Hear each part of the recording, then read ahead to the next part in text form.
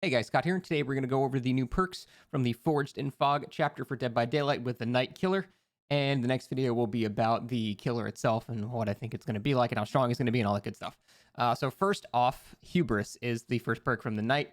And basically whenever you get stunned from a survivor, they're exposed for 20 seconds. Now, this perk either is extremely good or useless. In my opinion, there's no real in between. If you don't have any perks to supplement this and you just simply get stunned and then try to chase the survivor, there are very few killers that can benefit from this. There are a couple of examples I can think of, like Spirit has an add-on that recharges her power when she like eats a stun or breaks a pallet rather. So she can catch up fast enough. Even Nurse, like you're not really going to stun a Nurse, so I don't think even Nurse would benefit too much from this. But it needs to be a killer that can make up the distance after a stun to benefit from this, because the timing of 20 seconds, if you eat, the 2-second stun and the survivor just holds W and just runs straight away from you, you actually won't even catch up to them in time if they just run in a straight line and use nothing. So you need to be a killer that has a method of catching up fast enough. Maybe Wraith too will have enough time. Then you got to cloak and then chase them and then uncloak and hit them.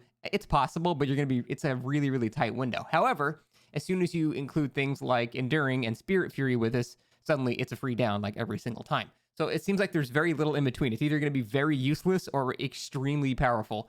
But the thing is, it's only going to be powerful once, in my opinion. I can see the shock value of, having Spirit Fury, Enduring, and Hubris in a, solo queue match. Because, if you chase to somebody else, they're not going to have any of these perks. They drop a pallet on you, they just instantly die. So I think it'll be good for 1 or 2 free downs per match, which honestly is pretty decent value.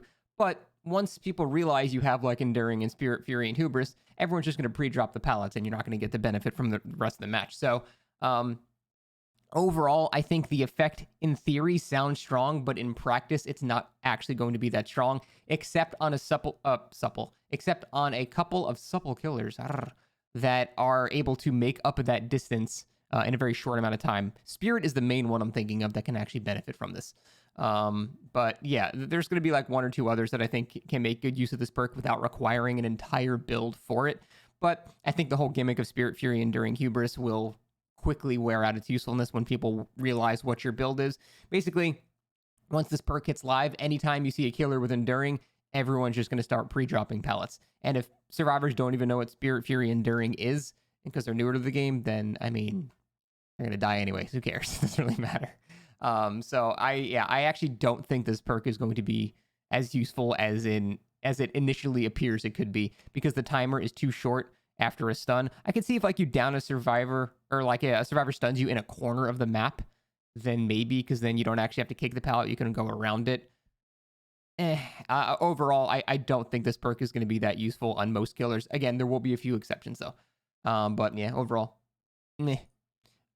Next is the novel Hex Face the Darkness. Basically what this means, whenever you hit a survivor, a dull totem turns into a hex totem, right? So as long as that hex totem is lit, all survivors will like randomly scream at some point. It's kind of like Doctor. They'll just like randomly emit a scream. Now, I'm not 100% sure if this scream interrupts generators and things like that. I'm pretty sure it would, because most screams do that. So if you're working on a gen, this could actually work with perks like Deadlock, for example, or I'm sorry, Dead Man Switch. So like, you scream and that causes you to get off the gen, which causes the gen to get blocked. So I can see some synergy there for sure. But it's a really interesting perk, because the only time the perk gets its value is when it's at its weakest and it can be destroyed. But also it protects itself as well. This is a very strange perk, because as soon as the survivor actually gets downed or they get healed back to healthy, the hex deactivates back into a dull totem, which means that they cannot permanently cleanse the hex anymore. So you can only permanently remove it while the effects are active, when the killer is at their strongest with the most information they're going to have. So it creates this really interesting dynamic, I think, where it's not good to stay injured after you're hit by it, but it's also not good to stay healthy, because now you can't permanently destroy it either. So it's really going to depend how often these screaming effects are for it to be useful. But I kind of like the dynamic there. It's very interesting. There's a lot of like for a new player, it's going to be confusing as all hell. So I think they usually want to make perks that are good for like new players to understand. But this seems like I said, it's like a novel. It's a very long perk. So I think the gameplay around it is actually pretty interesting, because there's never been a perk like that where the effects are only active when you can like destroy it, but then it protects itself when it's not. So I like that. I think it's a very interesting perk. That's one of the things we're going to have to try out more than just read the description of. But I like the idea behind it. It's actually pretty interesting. Next is Nowhere to Hide. Whenever you damage a generator, reveal the aura of all survivors standing within 24 meters of your position for 5 seconds. I think this perk is kind of okay, especially if you're running like something like a 3-gen. If you're in a 3-gen, this is an extremely strong perk for information, because a lot of the time when you're in a 3-gen, what survivors will do when you're approaching the generator, they will kind of hide for a bit, forcing you to waste time for looking for them while other survivors work on the other gens. So if you have this perk and you're just trying to control your 3-gen naturally, you're going to get a lot of information really quickly of where people are, and you'll be able to do chases faster. I actually like this perk a lot. I think it's pretty strong. It's not overpowered. It's not underpowered. It's, I think, exactly as strong as it needs to be. That 24-meter radius is honestly, I think, perfect for a 3-gen. It's not too big, not too small. I like that perk a lot. I can see if you want to run like an eruption, call a Brian build to hold the 3-gen, this could be extremely useful. So I like that perk a lot. Pretty good. Quick Gambit. Whenever you chase within 24 meters of any generator, any other survivor gets an 8% repair speed bonus. This is the first survivor perk. Now, I actually think this perk is kind of decent for confident survivors. Now, we know that newer players, once they hear a Terradius, they're gone. They're just urban evading away into a corner. But, confident players have no problem staying on a generator in a Terradius. So, in this scenario, if someone else is being chased, you're going to benefit potentially a lot of people. If there's like 2 people on that gen, that's technically a 16% bonus to speed, which is actually pretty significant because that'll stack with things like Prove Thyself and whatever else they got. So I think for confident survivors that want to take chases, situationally, this perk can be really useful, especially in, again, something like a 3-gen. There's a lot of 3-gen related perks I've noticed in this chapter. So it seems like they want to try to break up that or make it stronger depending on how you play it. So I think has potential to be pretty good. I mean, even if just one guy gets the benefit for, 10, 15 seconds, it's still pretty decent. But will it be a top tier perk? I don't think so. I just see the usefulness in breaking up 3-gens, because if one guy's getting chased and like 2 or 3 people are on the last generator, suddenly you can be getting, a 24% bonus to speed overall, which would actually be pretty massive. But again, very situational, kind of hard to organize. Survivor Threads is going to be a lot stronger. Solo queue, it's going to not be that amazing, honestly. Next, Fogwise. This is possibly the best aura reveal perk in the entire game. Hitting a great skill check just reveals the killer's aura for 6 seconds. No cooldown, no blanket statement, no building up tokens. Just hit a great skill check, see the aura for 6 seconds. That is an insane amount of value for someone that, likes hitting great skill checks. I run a hyper-focused stakeout build quite a bit because I think it's stupid and I want it to be nerfed, but they're not going to do it, so whatever. This comboing with that, now you have just amazing knowledge of where the killer is pretty much permanently. I can hit a great skill check every 6 seconds. Like, that's not that crazy. So you pretty much have permanent aura reading on the killer whenever you're doing a generator, as long as you're hitting greats.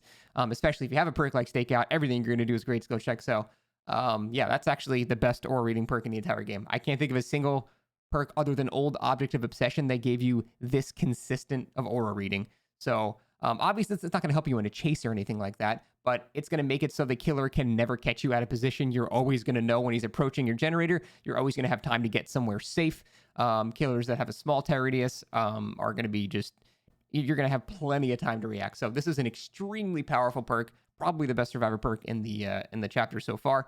I have there's no downside to it. That's just insanely strong for having information, especially in solo queue. Again, Survivor with Friends, it becomes a bit less useful because you can have teammates just tell you where the killer is, but in solo queue, that is unmatched in terms of aura reading perks. So extremely strong.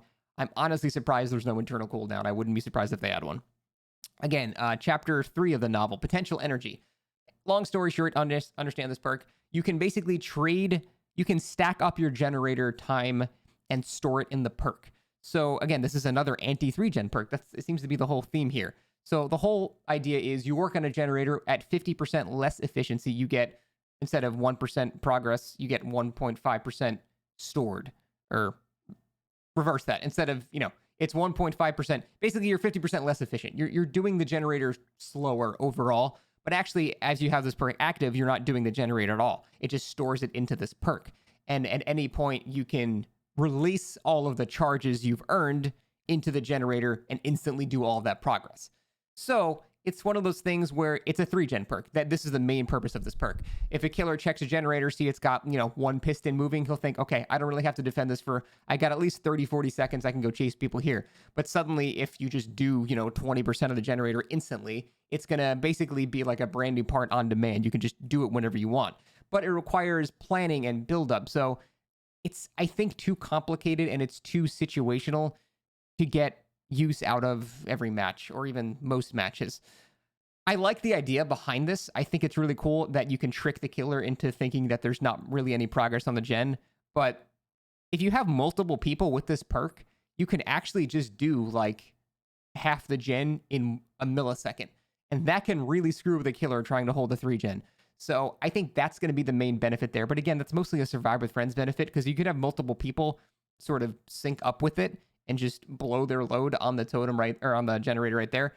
That will win 3-gens. Like catching the killer off guard like that will absolutely win 3-gens. So I think that is a potentially strong perk. But for most people in a random solo queue match, I don't think the usefulness of having gens go slower while you're doing it is really going to be worth it, in my opinion. So I like the idea behind this. Maybe a couple of tweaks. I don't think it needs this downside. If you get hit, you just lose all your stacks. So you've just wasted all that time on the generator. I don't think it needs that downside. So I think the perk as it is right now without that downside would be a really interesting thing. You're trading a bit slower gen for the sudden burst value of a generator, which I like a lot. But the downside, if you just get hit, then you've just wasted all that time. So not really too big of a fan. But I think with a couple of tweaks, that's a really interesting perk. So I think the basis there is awesome. They just need to tweak a couple of things. And there's the daddy himself. I'm going to go on the PTB now and actually start testing him. But that is it for the perks. Overall, I think they did pretty good. Most of them are at least somewhat usable. Some have very niche circumstances that are very powerful.